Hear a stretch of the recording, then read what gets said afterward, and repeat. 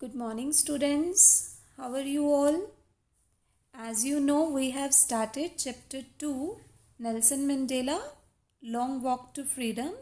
And in our first segment, we have studied that how May 10th, 1994 became a red letter day in the history of South Africa, and how Mr. Nelson Mandela became the first president, black president of a newly democratic country.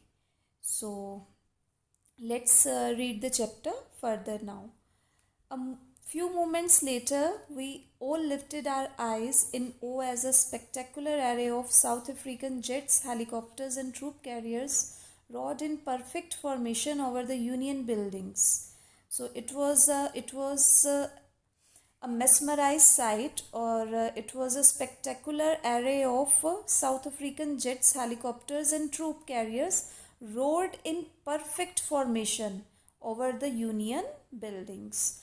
And it was not only a display of pinpoint precision military force, but a demonstration of military's loyalty to democracy, to a new government that had been freely and fairly elected. Okay. Only moments before, high generals of the South African Defence Force and the police, their chests bedecked with ribbons and medals from days gone by, saluted me, pledged their loyalty.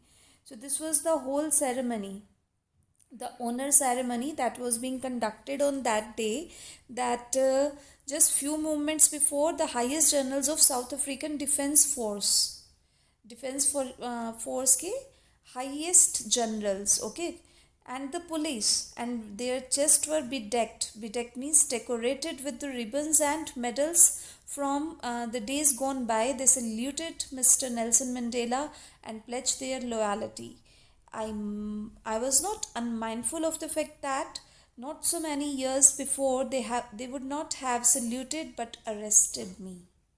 These were the same people that who have many years back arrested Mr. Nelson Mandela for creating, what you can say, for damaging the social stability, so-called social stability of South Africa, because he was in the favor of the blacks and wanted the equality for them against the white supremacy. Okay, they want that there should be, he wanted that there should be no discrimination between the blacks and the whites, and he was being arrested by these generals who were today on 10th of May 1994 was giving him salute, or were saluting him.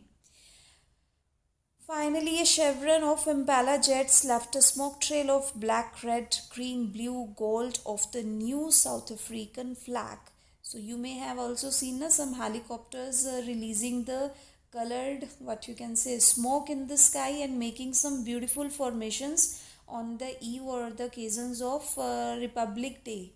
Am I right? I have seen that personally.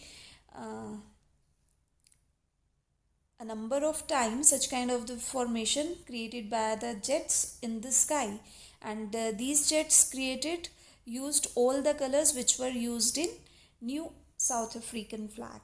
The day was symbolized for me by playing of two national anthems, the Visions of White singing Nyosaki, I can't exactly sing this word, Sikala Africa, and black singing Thy Stem, the old anthem of Republic. It was for the very first time that on such auspicious occasion or grandeur occasion, two national anthems were being sung at the same time. The blacks were singing their national anthem, Thy Stem, and the whites were singing their national anthem, Nisoki Sikhelia Africa. I have heard the initial of this anthem song on the YouTube, and it's seriously a very melodious national anthem. If you want to enjoy, you can, you can listen it on the YouTube too. Although that day neither group knew the lyrics of the anthem, they only despised, they would soon know the words by heart. So as the words were not familiar or were not what you can say that they were not clear about the lyrics of the anthem, but they once despised, they had a low opinion, the white people had a low opinion about the black, but they knew that soon they would learn the words of this anthem by heart.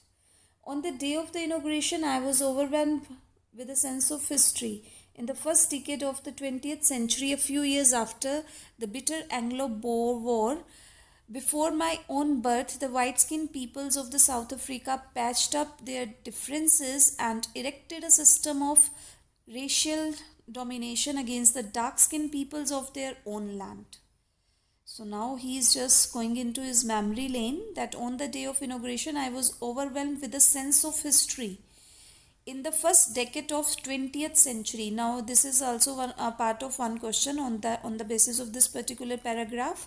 You were supposed to give the reply of one question, that in the first decade of 20th century, a few years after the bitter Anglo-Boer War, before my own birth, even Mr. Nelson Mandela was not being born then, the white-skinned peoples of South Africa patched up their differences and they erected a system of racial discrimination or domination against the dark-skinned peoples of their own land. Okay, he's saying that this racial discrimination, or this the policy of apartheid, was being in existence or was prevailing even before the time of my death. And in our previous lecture, we have studied that the white supremacy ruled over the black one for more than 3 centuries or 300 years. The structure they created formed the basis of one of the harshest, most inhumane societies of the world has ever known. And the structure these white peoples have created against the black ones was the world's most toughest, harshest, and what you can call it, the most inhumane society of the world, societies the world has ever known. Now in the last decade of the 20th century, first he is talking about the first decade, and now he is comparing the situation to the last decade of the 20th century and my 8th decade as a man. 8th decade means he's 80 years as a man. The system had been overturned forever and replaced by one that recognized the rights and freedom of all the peoples regardless the color of their skin. So now there is a comparison in the first decade of the 20th century where the society was being made by the white people. They erected a system which was the harshest or the most inhuman system, and they have created their supremacy over the black one and ruled over them for more than 300 centuries.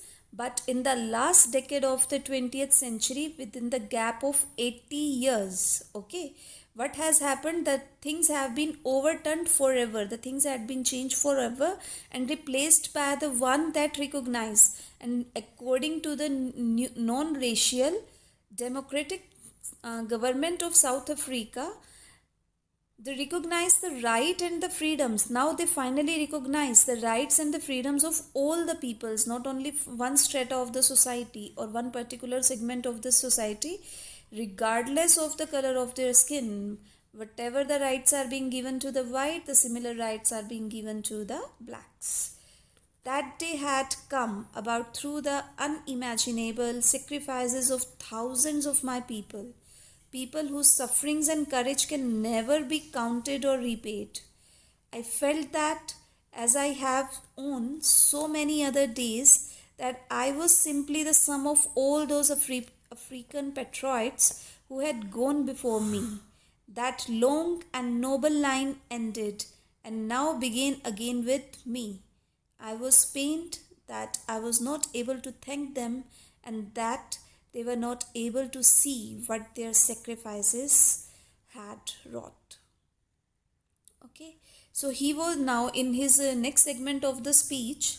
When you are such kind of occasions are quite emotional, okay, because you flow into the emotions, and In his next segment of the speech, he gave a homage to all those thousands of South Africans or the people who have sacrificed their precious life to make that day come true. Okay, to make the what you can say triumph of equality over discrimination, the triumph of equality over discrimination. So, those unimaginable sacrifices of thousands of the people, those whose suffering and courage, nobody can count them. They can never be repaid.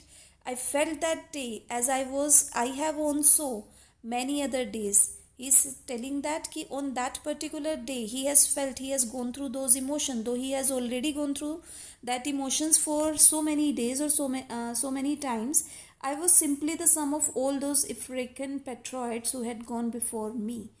So he paid a homage to all those people, all those African patriots who had sacrificed their life in the upliftment of the better conditions for the blacks, okay, in the society. And they had to sacrifice their life, because if you raise your voice, you know that it would be suppressed. Okay, that long and noble fine and line ended and now began again with me. After so many people have sacrificed their life, the line started again, and this time who was standing at the first? Mr. Nelson Mandela. And I was pained that I was not able to thank them. He was feeling bad that he did not have the opportunity to thank those people, thousands of people who sacrificed their life. And he was also feeling bad that though whatever they had achieved, whatever the South Africa had achieved today, it was the result of incessant or tireless efforts put by henceforth by the thousands of people, including Mr. Nelson Mandela. But those people are not alive that day, were to see that what their sacrifices had wrought. The policy of apartheid created a deep and lasting wound in my country and my people. All of us will spend many years, if not generations, recovering from that profound hurt. So he said that the black stigma on the society, on the society of South Africa, was the policy or the system of apartheid that created a deep and lasting wound. Wound means the scar or the what you can say injury in my country and the people. And all of us, even if we spend many years, if not generations, it would take a long time to recover from that profound pain or agony.